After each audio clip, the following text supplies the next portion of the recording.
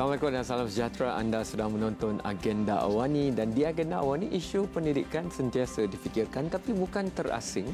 Dalam kelompok pemikiran masyarakat itu, pendidikan itu jugalah akademik, pendidikan juga bukan akademik, pendidikan juga tentang menyelamat nyawa mereka yang menghadapi bencana, kerana kita tahu tenaga pengajar dan pelajar kita juga membantu dalam aktivisme untuk membantu mereka yang memerlukan.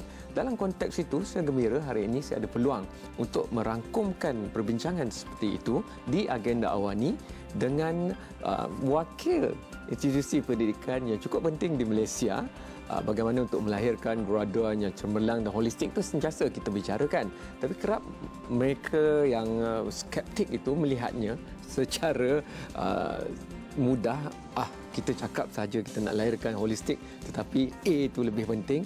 Hari ini institusi yang mempunyai langkah-langkah spesifik dan konkret, iaitu University Taylors.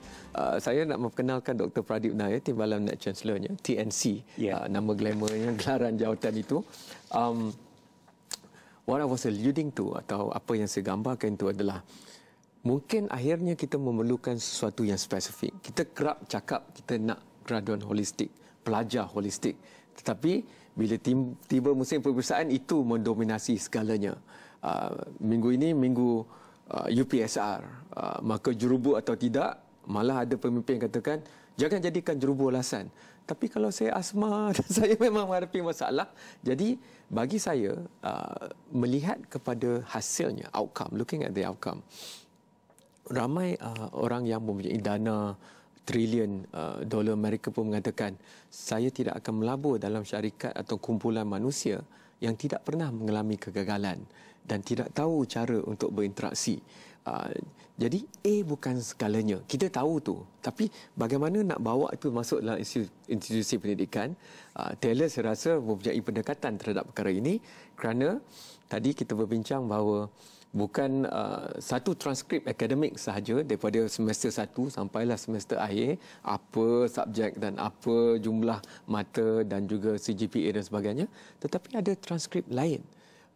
Cuma saya nak minta doktor jelaskan dalam konteks persepsi di sekolah pun, kita wakil negara sekalipun, akhirnya orang cuma tanya berapa A, berapa SPM.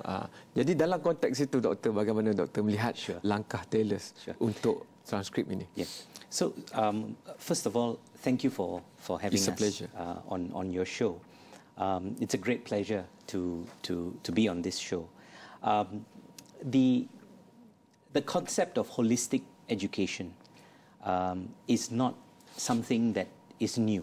Okay.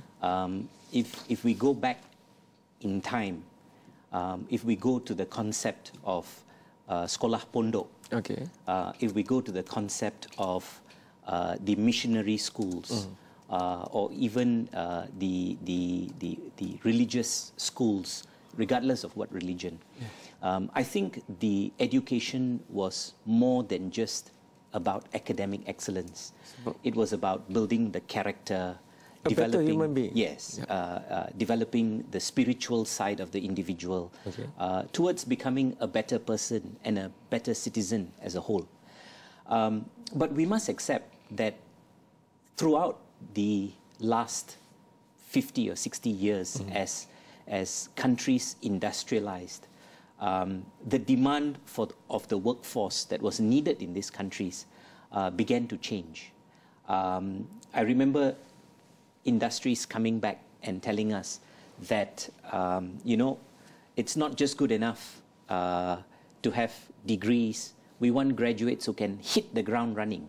So, if you ask your father or even my father, they will tell you that in their universities they studied philosophy, history, art, but as countries industrialized, the industry itself demanded for graduates specific skills. With specific skills. So universities naturally evolved their degrees to a point where today these degrees focus largely on discipline-specific knowledge.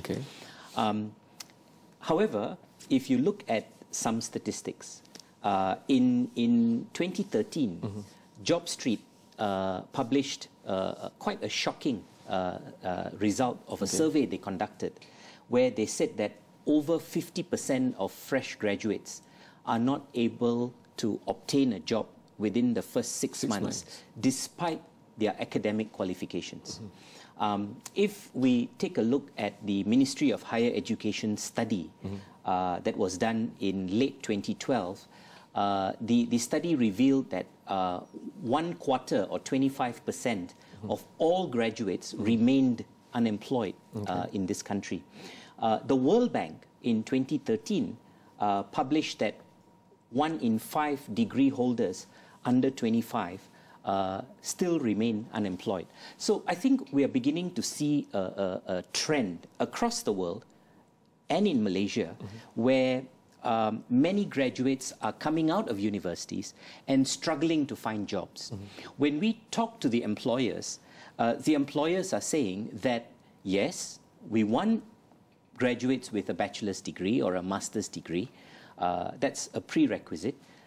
Yes, we are looking at their grades, but that's just to shortlist them for the interview. Okay. So the reality today is that your degree merely enables you to get shortlisted. It's just your business card. It's what gets you through the door. Now, to get the job, it's about who you are, what you represent, your ability to articulate your thoughts. A lot of this is often referred to as soft skills. Okay. And I'd like to say that soft skills have become the hard skills that employers are looking for today. They are soft, but they are a must. Yes. In that sense. Yes. Some say that if you read reports, quarter of, let's say, every year there's 200,000 graduates. Quarter, within the first 6 months, 50,000 wouldn't find anywhere to be employed. And if we add that up, I think the Prime Minister's department, through the Minister in the Prime Minister's department, has been quoted before, saying that, you know, maybe we have around 150 to 160 unemployed graduates. So if the competition is so tough, what would be the new differentiator? Because I would like to come to it not from the very, very demoralizing thought that, oh, we have so many unemployed. Oh, even if I graduate, I'll be having chances 1 in 4 that nobody will take me. I would like to turn that into a proactive stance whereby, if I know the competition is tough, what do I do? Okay. How do I equip myself? We'll go for the first break, but once we are back, what do I do, especially in tailors, has already been strategized. So let's share that strategy right after this short break.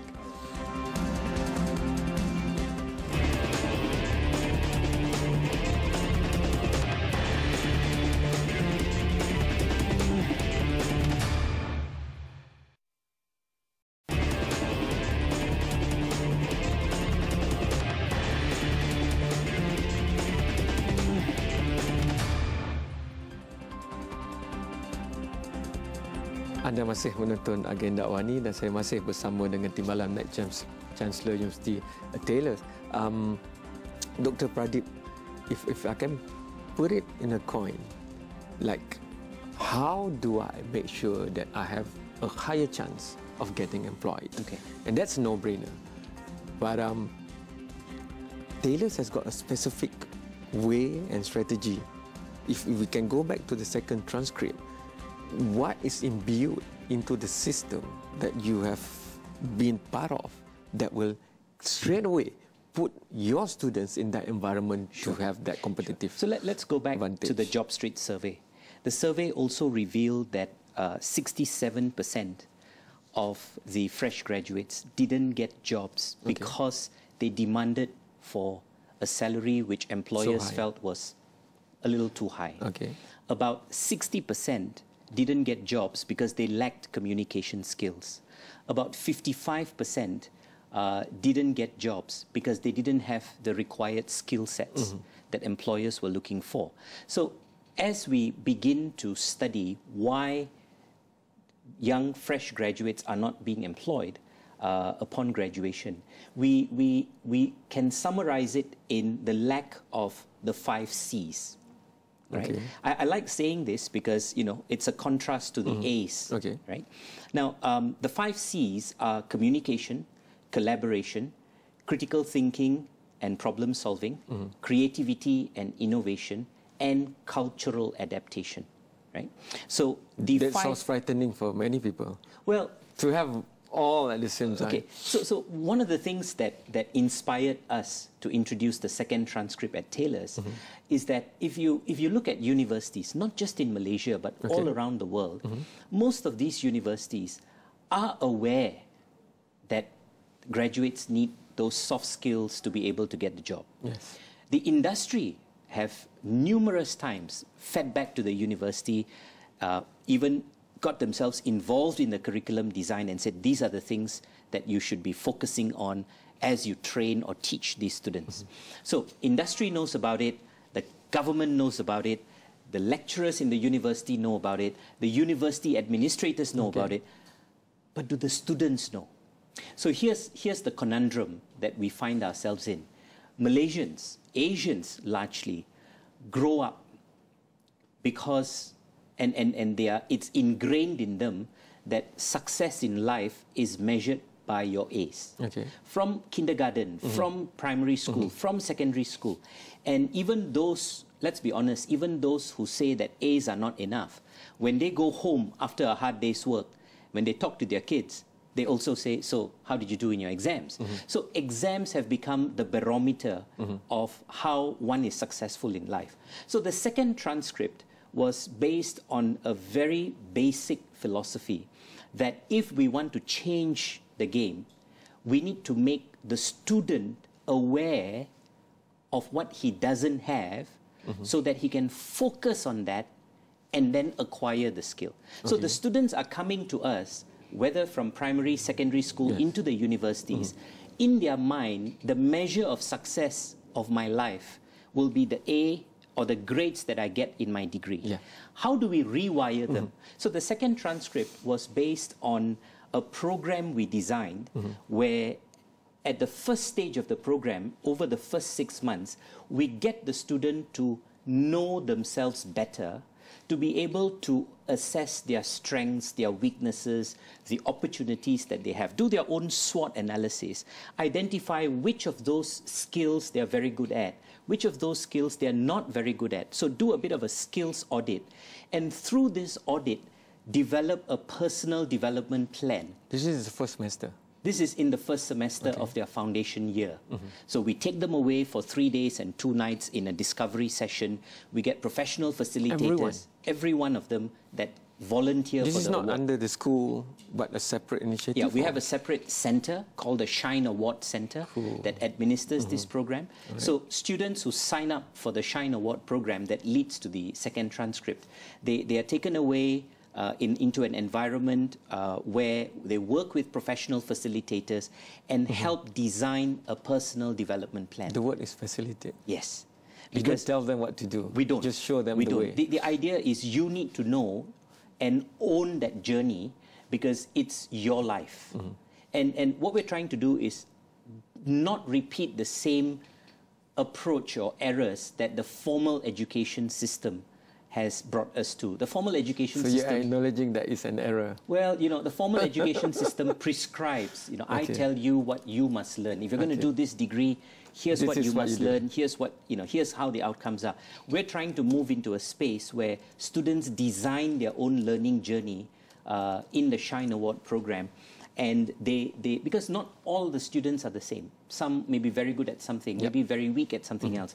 So get them to design and own the learning journey. So this is the most important part of the second transcript program, that the student must know what he doesn't know and then pursue it to improve himself. Is a choice or is a compulsory program? Because the Shine Award program was introduced in September last year, so we have started off by making this voluntary, but the response from the students and their parents has been absolutely amazing. So we've got over 1,600 students now.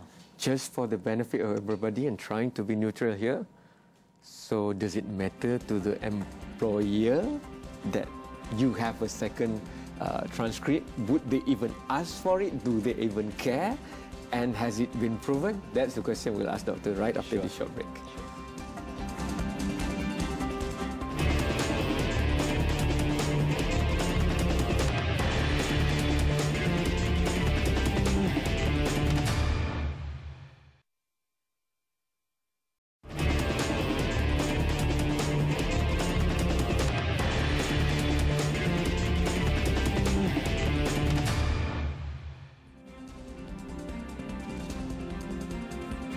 thank you for still watching Agenda AWANI. And Doctor was just explaining to me about this platform in Taylor's that, you know, not just look at the academic side, but complete the talent coming out of the university.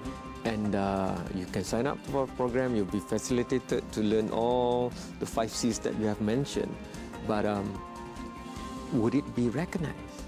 If I go for a job interview, if I'm your graduate, would I even have a chance to play? Hey, you might want to look at this too. I might not get 4 flat there.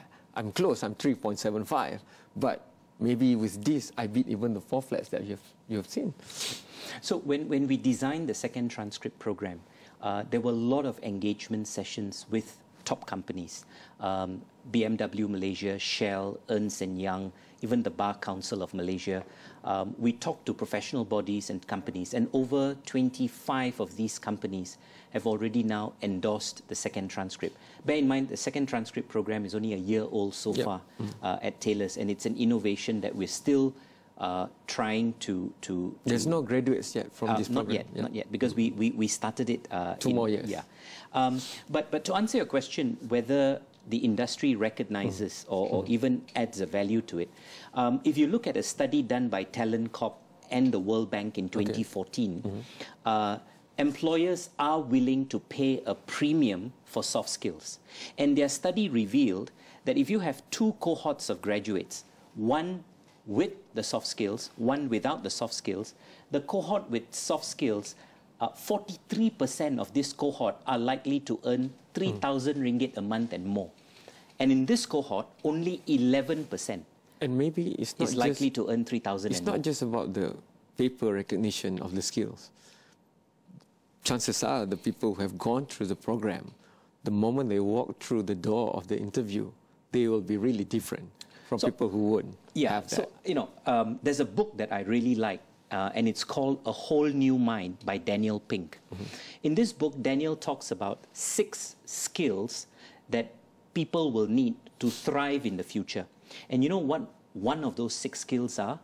It's your ability to tell a story.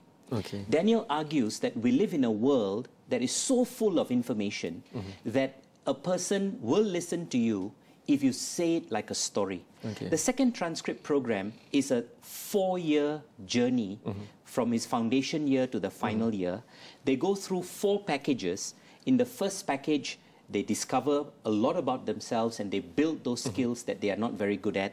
In the second package, they learn about working with other people and leadership skills. In the third package, they focus on their professional skills or job skills. And in the final package, on adapting to the global environment. So they actually have to spend a period of time abroad. Cool. Now, imagine someone who goes through all these 4 packages, all the different workshops and activities and encounters and engagements he or she would have. That's a tremendous story to tell. And imagine at that interview when they say, so, you know, great, you've applied for this job, so tell me about yourself. Okay. This person would be able to really articulate, you know, in a very meaningful manner that he worked with communities in Cambodia that were unfortunate. He ran his own business. He was able to intern in 3 different companies, etc., etc. So the second transcript does what our education system doesn't do very well. Cool. It recognizes what the student does outside the classroom. And it's also an indicator of that. Right. Okay. And the whole idea why we want to do this is because we believe that over and above academic skills, what graduate needs are life skills and emotional well-being. I feel really outdated. I didn't go through this. I went to a public university. I've always have this impression that public universities concentrate more on this than private ones. And private ones are supposed to be more on the A's. But, okay, today and tonight have given me a different perspective from that matter. Before we close, the entrepreneurship part, where do you ingrain? Because under the education transformation programs and the education blueprint for higher education, entrepreneurship and entrepreneurial skills are now the focus. Okay, so the most of our degree programs have entrepreneurship as a module that students undertake. In fact, it is a university-wide core module that is being offered. But I don't want to focus about studying a subject of entrepreneurship. Entrepreneurship is probably best learned through doing. Right? The whole concept of learning by doing. And we have, for example, in our business school, we have a project where they actually run a business with people who are completely deaf working. So it's a business called Deaf by Coffee. And many of our other schools have examples in which they've required students to live through their entrepreneurial journey. But the second transcript is critical to being a successful entrepreneur, because a successful entrepreneur is a risk taker. He's supremely confident of himself. He or she has tremendous skills in managing several things at a time, managing his time, dealing with stress. And this is what the second transcript focuses on. The idea is to be able to build students' ability in collaboration, in communication, in critical thinking, innovation, in problem solving, and being able to adapt to different cultures and situations.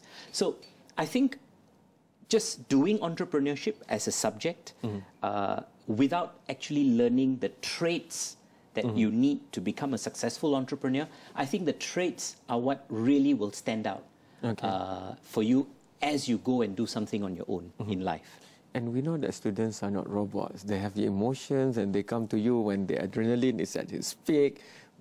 You know, you have to come again, because I want to ask that human side, the ability to withstand failure. And sometimes the drawback of this is if we put it as a package and people, yeah, but you know, my kid, he or she is very introvert. I worry when they have to go out and all that. So you can come back. You know, I've got this great story to tell you. When we are back. You have to come back, because this is all the time we have for today. Promise you that I'll go and visit Telos myself. So that's only fair that I see it up close. Terima kasih banyak kepada anda kerana telah menonton. Hantarkan pandangan anda sendiri kepada pelbagai platform yang Astro AWANI ada, Facebook, Twitter, Instagram, YouTube dan sebagainya. Ataupun terus buat turun aplikasi Mudah Alih iOS dan Android, kerana anda boleh menonton dan juga memberi pandangan secara langsung di gadget Mudah Alih kegemaran anda. Sekian, selamat malam. Terima kasih. InsyaAllah kita jumpa lagi. Thank you so much. Thank you.